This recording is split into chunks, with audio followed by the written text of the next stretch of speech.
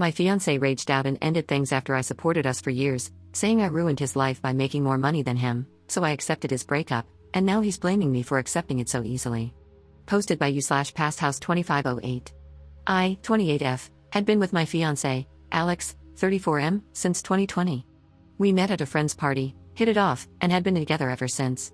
He finished his doctorate in economics just last year. Since then, he has been working at the university. I have my master's in media sciences and decided to start working instead of pursuing a PhD. Okay, so the problem is that Alex broke up with me last Monday. It was literally so surreal and honestly just weird. For the past few months, he'd been acting strange. He was making demands and then dropping them immediately. A few examples: he told me we were going to paint our walls back from dark green to white. When I asked why, he just said, "For F's sake, forget it," and never brought it up again, even when I asked. Another time, he came home and got mad because I was sitting on the couch with my head covered in a blanket. I had cramps.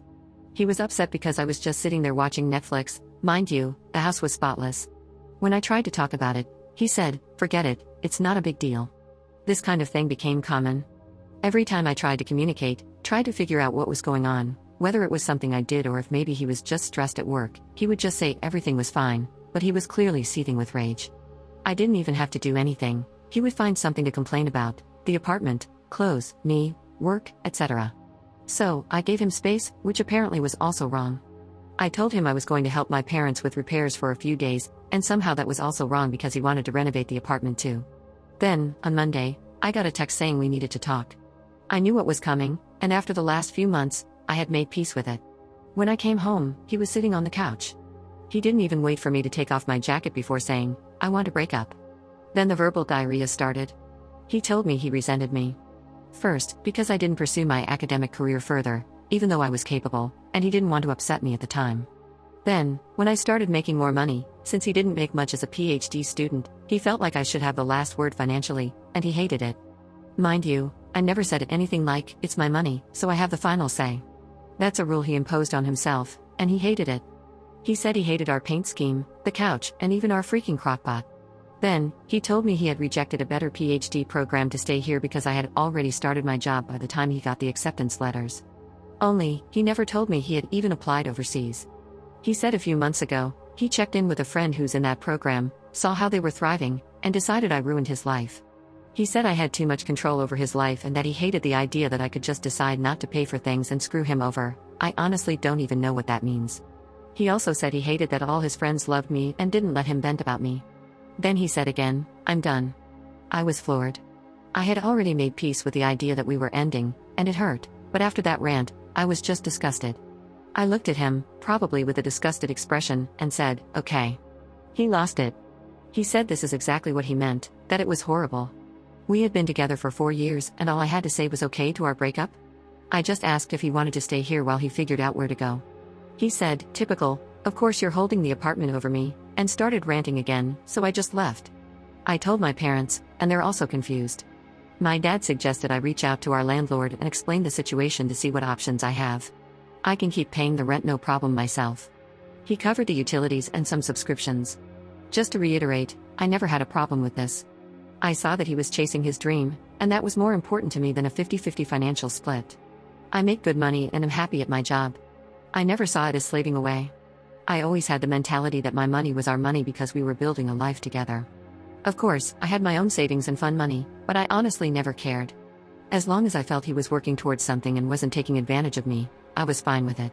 More than fine. Alex is still mad.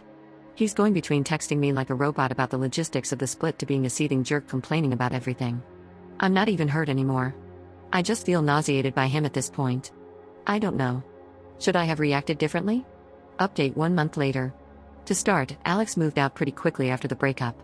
He has been staying with a friend, and we sorted out everything, including mail, subscriptions, and the lease. I'm also in the process of adopting a cat.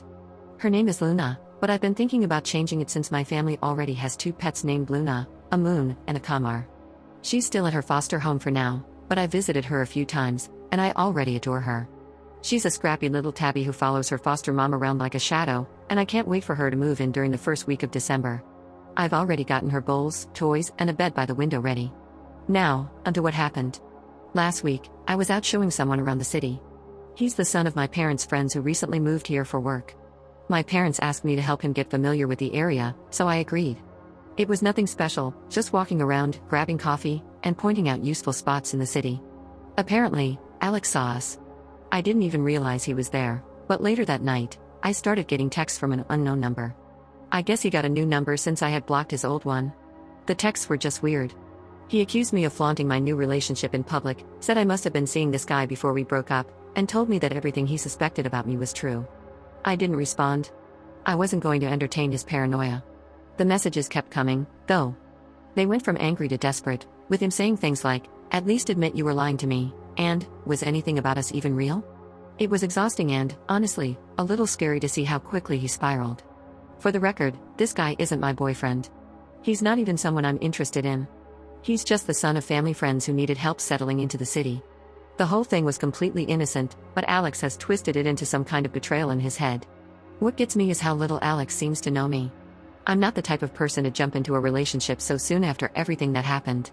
Even if I were, it wouldn't be any of his business. We are done. I've made that clear. After I didn't respond to his texts, Alex started calling.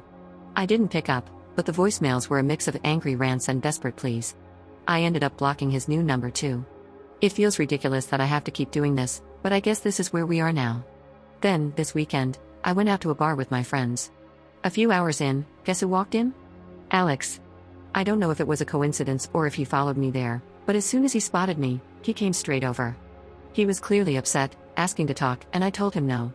My friends stepped in, and thankfully, he left without causing a scene, but it ruined my night. It felt like I couldn't escape him, no matter where I went or what I did. When I got home later that night, I was completely drained. I had just started to relax when I heard a knock on my door. It was Alex, standing there in tears.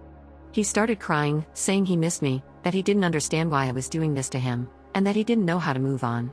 It was like all the anger from earlier had been replaced with this desperate sadness. I didn't let him in. I told him he needed to leave, and if he didn't, I would call someone to make him leave.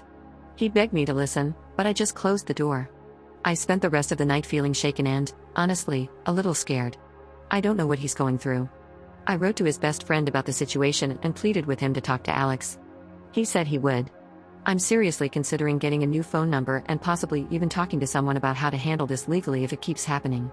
It feels unfair that I have to go to these lengths just to have some peace, but I don't see another option. Second update 2 days later. Thanks for the concern and support I've received. I'm fine, really.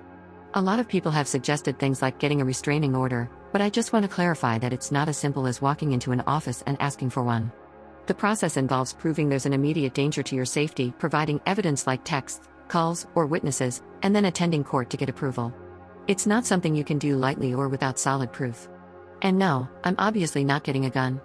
I've also seen people diagnosing Alex with various mental health issues, and I want to ask everyone to stop. Yes, something is clearly wrong, but I'm not a doctor, and neither are most of you. It's not fair or helpful to label him with something like bipolar disorder or anything else without real expertise. For what it's worth, I don't actually feel like I'm in danger. In the past month, these were the only 3 incidents that happened. I don't think he's actively stalking me so much as he just knew my patterns. The bar we were at is my favorite spot, and it was a party for one of my closest friends, so it makes sense that he might have guessed I'd be there. When he showed up at my apartment, he knew what time I usually get home. The city tour is the only thing that might have been more intentional, but it could also have been a coincidence that triggered everything. Anyway, this is the end of it. Yesterday, Alex came over with his mom and one of his friends. At first, I didn't want to let him in, but he promised me that this would be the last time I ever saw him. I agreed, mostly because his mom and friend were there, and I figured it would be more awkward to argue on my doorstep. When we sat down, Alex admitted that he was going through a crisis. He told me he was mad at me, but he didn't know why. He said he doesn't like me, that I annoy him, but that he weirdly still loves me, which is why he went crazy when he saw me with someone else. He assured me there wasn't anyone else on his end either. He said he felt like he was going insane.